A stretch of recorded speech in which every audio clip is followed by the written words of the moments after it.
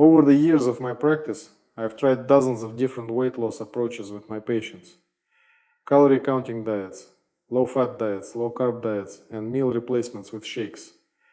And you know what I've learned over the years?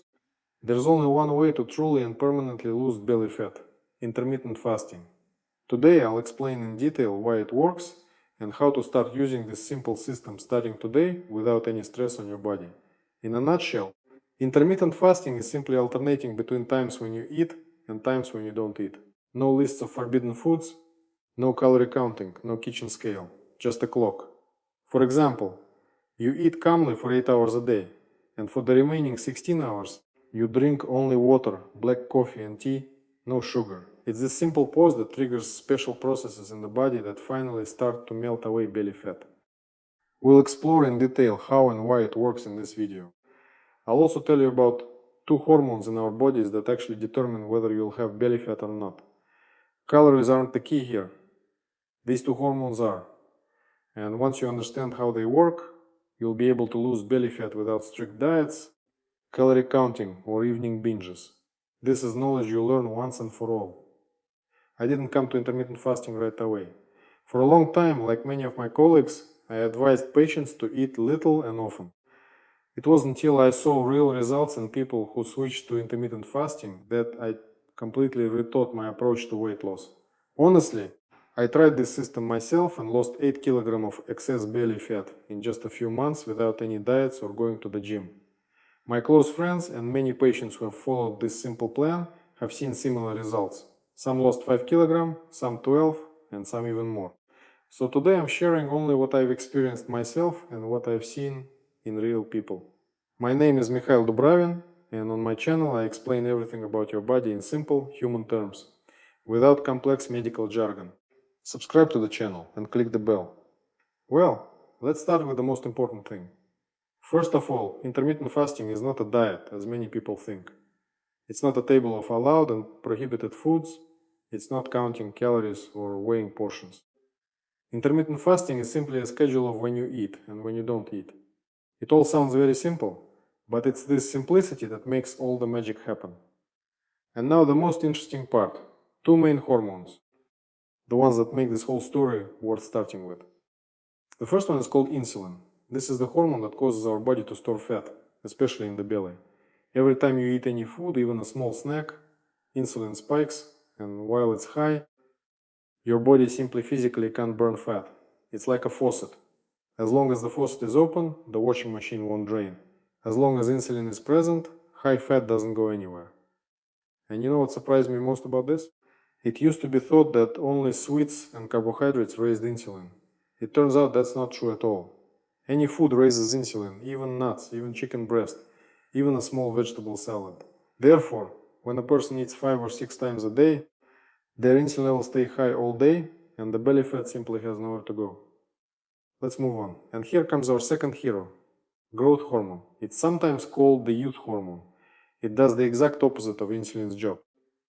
It burns fat while simultaneously protecting muscle and helping the body rejuvenate from the inside. But there's one very important thing about this hormone. Growth hormone is released only when insulin is low. These two hormones are like a seesaw, one up, the other down. And when you take long breaks between meals, the real magic happens. Insulin drops and growth hormone finally wakes up. The body switches into fat burning mode, especially that stubborn belly fat that hasn't gone away for years, no matter the diet or exercise. There is another thing that explains why many people's bellies grow, even when they seem to be eating very little. It's called insulin resistance. And understanding it is essential for anyone who wants to lose weight. It's hard to really lose belly fat, because it's the reason all diets only give temporary results, and the belly comes back. It sounds complicated, but I'll explain it in very simple terms. Imagine insulin as a mother's voice calling her child home from the yard. If the child hears her mother once, they immediately run home. But if the mother screams 10 times a day, every day, the child begins to simply ignore her. The cells in our bodies work exactly the same way. When insulin screams rarely and calmly, the cells hear it and respond quickly. When insulin screams constantly all day, the cells stop hearing it. In fact, the pancreas responds by releasing even more insulin, trying to reach the deaf cells. Insulin levels in the blood rise to 5 to 7 times the normal level, which means even more fat is deposited. This creates a vicious cycle that a person can't break for years. And the main cure for this insulin resistance isn't pills or expensive supplements from the pharmacy. It's simply taking long breaks between meals. It's time to debunk the biggest myth that nutritionists and doctors have been repeating for years, that you need to eat 5 or 6 small meals a day to boost your metabolism. If you're still eating like that, thinking you're trying to stay in shape, this section could literally revolutionize your approach and save you years of wasted effort. I've been advising patients this way for many years. And you know what it turned out to be? Not just inaccurate advice. It turned out to be the exact opposite of the truth. Look at what's really happening. Every time you eat even the smallest healthy snack, your insulin spikes. 6 snacks a day means 6 insulin spikes. The body spends almost the entire day storing energy as fat. There's simply no time or space for fat burning. Our ancestors never ate on a schedule 5 times a day. There were no 5 meals, nor 6. They often ate once or twice, sometimes skipping an entire day when hunting was unsuccessful, and their bodies remained fit and strong well into old age. This is because between meals, the body had enough time to really work on its fat reserves. Now, let's move on to the most practical part, the reason you're watching this video. How exactly do you start implementing intermittent fasting in your life without stressing your body or failing? I'll break it down into 3 simple steps that you can take gradually, week after week. The first step is the most important, and it's what everyone starts with. Switch from 5 or 6 meals to 3 without any snacks in between. This alone produces huge, noticeable results. Breakfast, lunch, and dinner. In between, only pure water and, if desired, black coffee or herbal tea without sugar. Do you know what's the main difficulty with this first step for most people? Snorts 2 or 3 hours after eating, many feel hungry and crave a snack. And this happens because their food is too low in good fat. Fat is the only one of the 3 main nutrients that actually fills you up for a long time. So add a normal portion of healthy fat to each meal. That's olive oil on your salad, a piece of fatty fish and eggs with yolks, and a slice of quality cheese and a handful of nuts, and you'll easily last 4 or 5 hours without any hunger between meals. By the way, write in the comments how many times a day you currently eat. Is it 3 or 5, or do you constantly munch on something all day? I personally read the comments and respond whenever I have a free minute between meals. And once you've gotten used to 3 meals without snacking, you can move on to the second step. This is the famous 16/8 plan. What does it mean in simple terms? For 16 hours a day, you don't eat anything at all. And for 8 hours a day, you have an open window for eating. This window typically accommodates 2 or 3 normal-sized meals. It's much simpler than it sounds on paper. Consider how it works in the everyday life of any person. You wake up at 7 or 8 a.m. and don't eat breakfast right away. You just drink water or black coffee without milk or sugar. Your first meal is at 11 a.m. or noon. Then you have a normal lunch at around 3 p.m. and dinner at 7 or 8 p.m. After dinner, you don't eat anything until the next morning. That's exactly 16 hours without food and 8 hours with food. And you know what's in this? Which plan is the most effective? The main fat burning process occurs during sleep and in the first hours after waking up. If you rush into a full breakfast right away, you're interrupting the process right where it matters most. But if you can calmly wait another 4 or 5 hours after waking up, you're rewarded with a long real fat burning phase.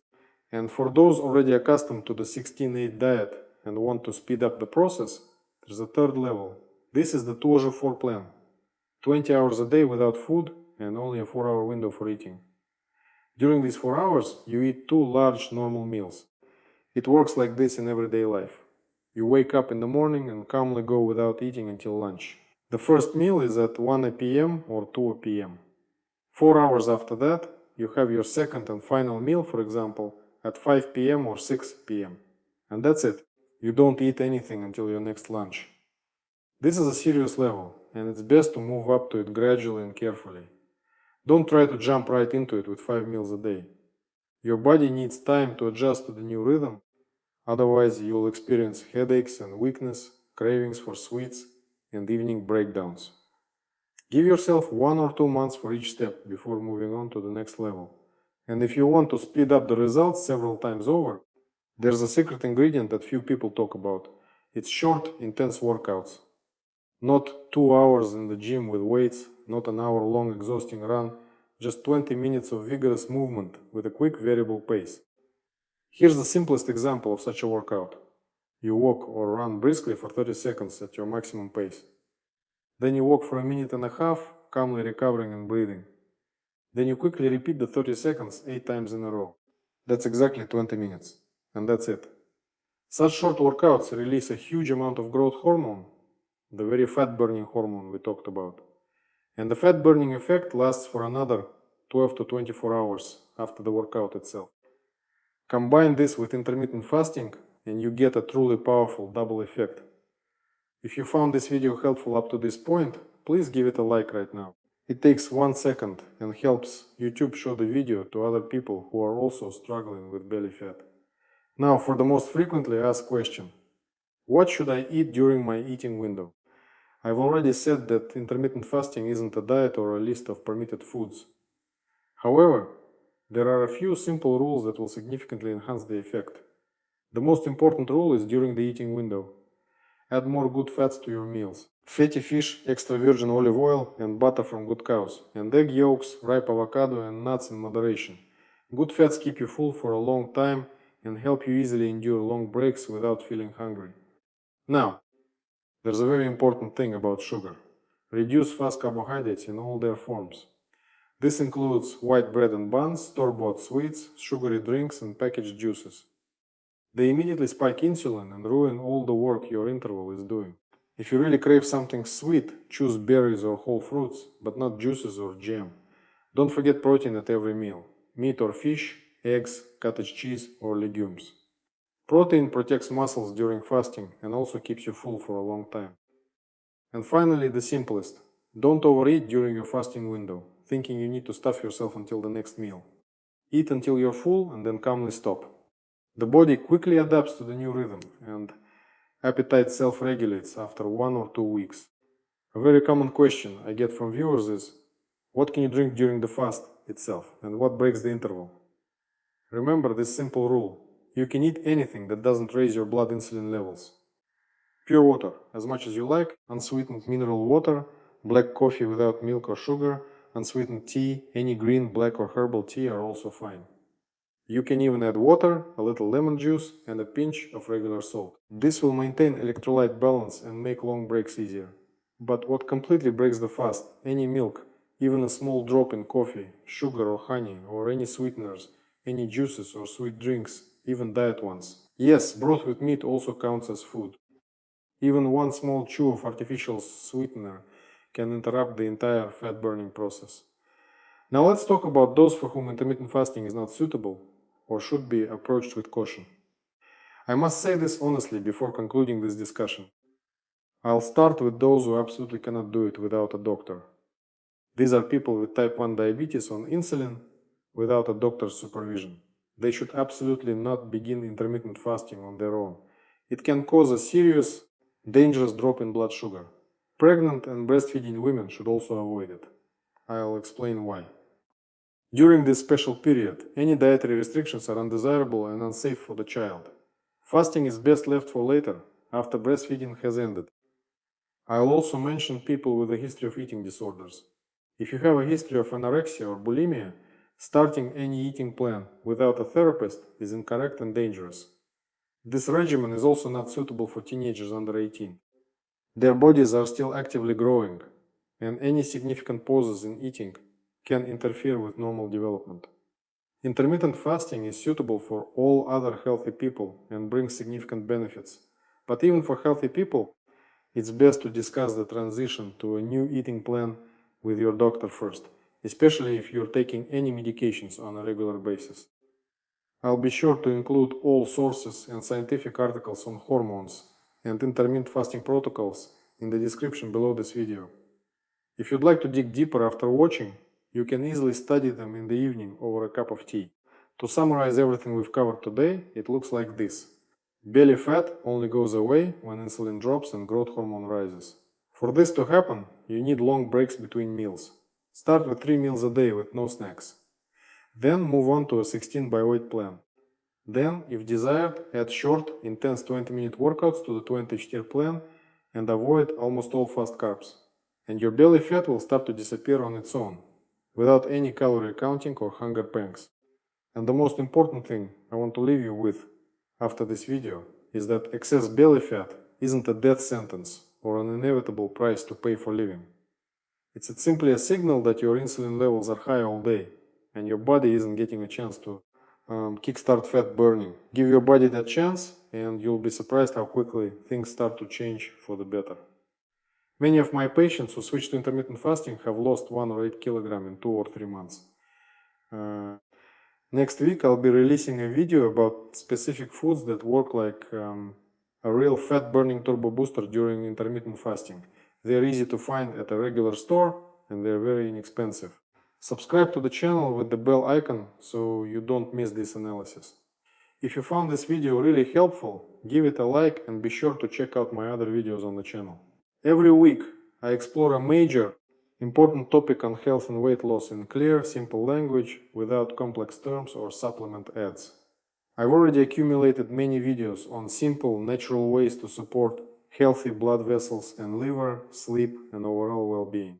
Take care of your body because you only have one for your entire life.